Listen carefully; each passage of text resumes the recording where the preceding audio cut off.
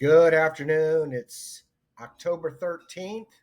It's my mom's birthday, and we're just looking at what happened in the real estate market over the last 3 days. Just as a refresher, October 26th, if you can see my calendar, is when Helene hit, and Wednesday, October 9th, is when Milton hit. So, what we're looking at is trying to figure out what the market's doing or what it's going to do, and nobody knows, but I have some theories. And so let's go ahead and talk about the market. And today in Pasco County, we have 3,995. I'm pointing with my hand, you can't see, listings, active listings. That number's gone down. Pendings are 1488. That's up slightly. And then with solds, which are crushed because of because of these two storms, we're going to go -7. We're going to go back 1 week, and then we're going to go back 30 days to see what that number is, 1,039. This is a troubling number, but you kind of understand we just had two hurricanes. You figure we lost at least 4 days a week on each one of those. So this is equivalent to a 22-day month, which means we might be over 1,500 if we were to somehow annualize it. I don't think that's the right word. But anyway, let's go ahead and look at what happened in the last 3 days. So we've had 34 new listings hit the market. Let's take a look at here. Atlantis, this $5,000 is not right. Osprey is not a flood zone. Tahitian Gardens did not flood. Baywood Meadows, 2-bedroom, 1-bath, $145,000. That's a big number. Richboro did flood in Beacon Square, $174,000. That doesn't look like it's priced for a flood home. Let's just run through here. Yeah, no, most of these are not. Okay, Donzi, this is a new listing. I'm the listing agent. This has been on the market for 2 days, $319,000. This is a 3-bedroom, 2-bath, 2-car garage that was probably worth, I don't know what, 500 to 1,000 a couple of weeks ago, and now it's flooded. And you can see the interior here eventually. There it is. So it's been cut, and it is what it is. We've had one offer on it. I wonder if I can say that. I just did. And let's move on. Barnett Loop, $345,000 for a 322. Another Barnett Loop just sold for the 290s. So it'll be interesting to see what happens with that one. It's been on the market for 2 days. Let's switch back to this view. Balsam Gulf Harbors Galleon. Okay, this is likely a flood home, and it was listed 1 day ago, $399,000, and it's a nice location in a great neighborhood, 70-foot seawall, and I don't see them saying it flooded, but let's see what the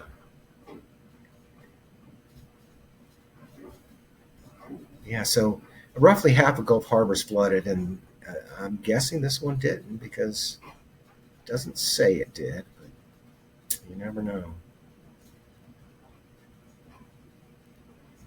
All right, City of Newport Richey, $459,000, works out to $199 a square foot. The City of Newport Richey is hot. This is not a flood zone, so Trinity, nice house. Sable at Wintry, Rosehaven. City of Newport Richey, $615,000. Okay, this is 2 duplexes listed today. I looked at these this morning.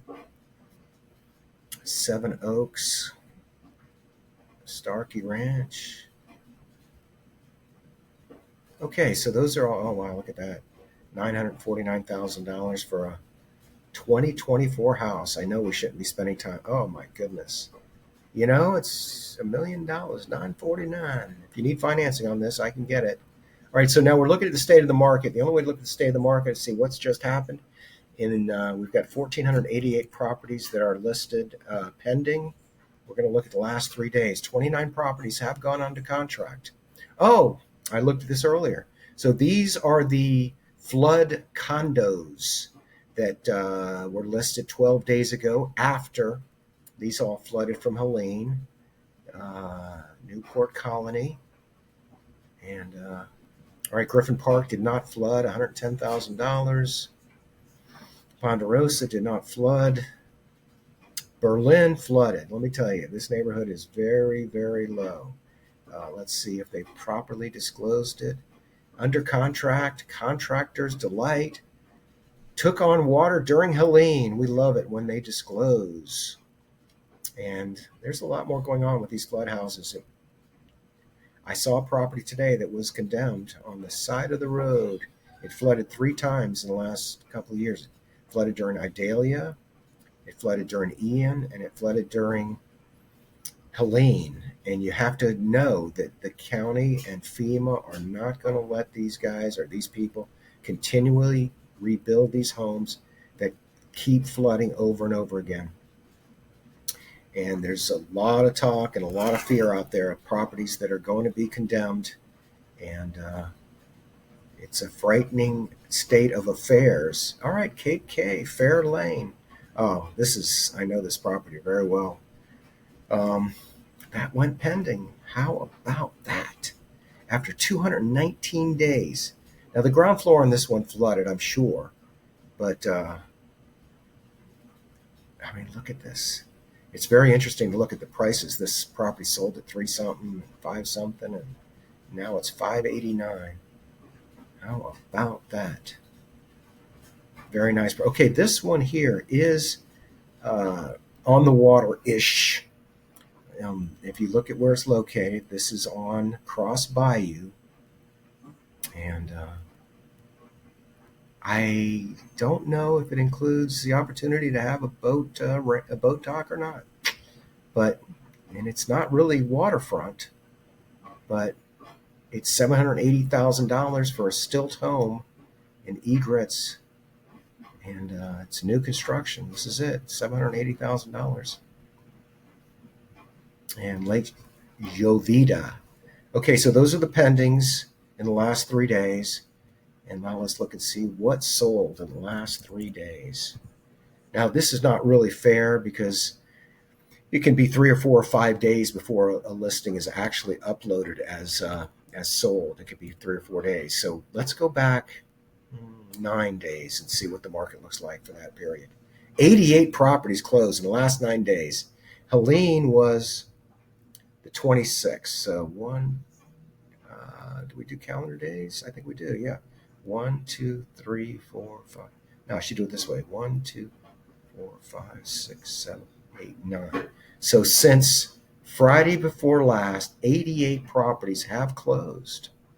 Gulf Harbor's condo, Orange Blossom in Zephyr Hills. Okay, I hate to say this, but it's the flood zone properties that we're worried about. Are people going to buy in the flood zone? And only 5 out of the 88 are flood zone properties. Now, I know one of them I've talked about several times, the one in Gulf Harbors. This is a condo on the 2nd or 3rd floor. Okay, Beacon Square, $199,000, sold for $195,000. It's in an AE flood zone. And Overland, let's look at the map. Okay, in Beacon Square, these are the ones that flooded down here by Strawberry Parkway, and I think, no, these did not flood there, and Key Vista didn't flood. Bailey's Bluff did flood, but this one likely did not flood. May likely. Oh boy, it's a good thing nobody watches this stuff. Okay, Martell and Seven Springs. Now, we had freshwater flooding in the last 2 days that was devastating, and some of the streets that flooded included homes in Seven Springs. Now, I did drive all through here yesterday, and I don't think these houses here flooded. I think the ones that flooded are the ones right here, and I think here's the river right here. So everything here may have flooded. This is Venice Estates, Anclote River Highlands. Definitely suspect. In fact, all of this flooded right here. The water was coming up onto here. And so this Martell property right here, I'm fairly confident did not flood. But buying in a flood zone, I mean, if you're coming in and you want to buy a house from me, I'm going to fight you. Unless it's waterfront, there's no reason to buy in a flood zone. It's insane. It's absolutely insane. Little Gardens did not flood. Let's look at where this is. Yeah, these houses did not flood.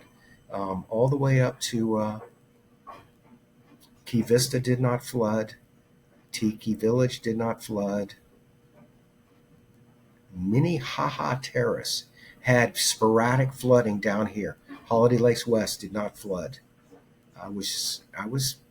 Excuse me, it did not flood during Helene, and Milton now has freshwater flooding where the river's going over the banks, and we're still trying to figure out where is that water coming from. Park Lake Estates, actually, all right, this neighborhood just flooded from freshwater flooding. Oh my gosh, and these people are right on the water, and they closed on the 7th. So the freshwater flooding in this neighborhood didn't occur um, until Friday and Saturday is when it started. So they closed on the 7th, and the hurricane hit on the 9th, and now that area is crushed. I have pictures of the entrance to this neighborhood, and it's right here, and this is all underwater right here. Did this property flood? I couldn't drive into the neighborhood and look because the water was too deep, and that's freshwater flooding post hurricane. All right, so the big risk right now is these homes that have flooded 2 and 3 times. Is the county going to allow these properties to be rebuilt? And the answer is, in some cases, they're definitely not going to allow them to be rebuilt. There's what's called the 50% rule. I've talked about it before, but if the repairs of the home are greater than 50% of the tax assessed value of the building or the structure, they're not going to let you rebuild. And it is feared that some neighborhoods, whole neighborhoods, could be condemned. Homes in Leisure Beach are suspect for condemnation. Vista Del Mar, certainly Green Key Estates. I should get a map up here and talk about it using a map. Let's use Park Lake Estates and just whip out to the waterfront and see what we've got here. Now, these ones down in Beacon Square, they're likely flooded during Ian. They flooded during Helene, and they flooded during Ian, Helene, and Idalia. Idalia was the other one. So coming down here in Minnehaha Terrace, likely some of these homes flooded several times. Bailey's Bluff. Bailey's Bluff is actually a little bit higher for a lot of these homes. Now, a lot of these homes did flood during Helene. The question is, did they flood during Ian? And I don't know it, or Idalia. Okay, Gulf Harbor's right here. Many of these homes flooded. Many did not. Along here, they did flood. Every single one. I think the water was up 3 or 4 feet. Out here on some of these canals, the canals are just higher. And on one anyway, on Marlin, the houses on the west side right here, these houses did not flood and these houses did. And we have to go house by house, really, and street by street to determine which ones had flooding. Gulf Harbor Sea Forest is higher. It's likely that there wasn't much flooding there. Gulf Harbor's Woodlands is higher. Bayshore Estates is mostly homes built later, making them stilt homes. Now, these homes here all flooded, devastating flooding. All these homes are likely to get knocked down and or condemned and ultimately knocked down. Limestone is where this home here, this home right here,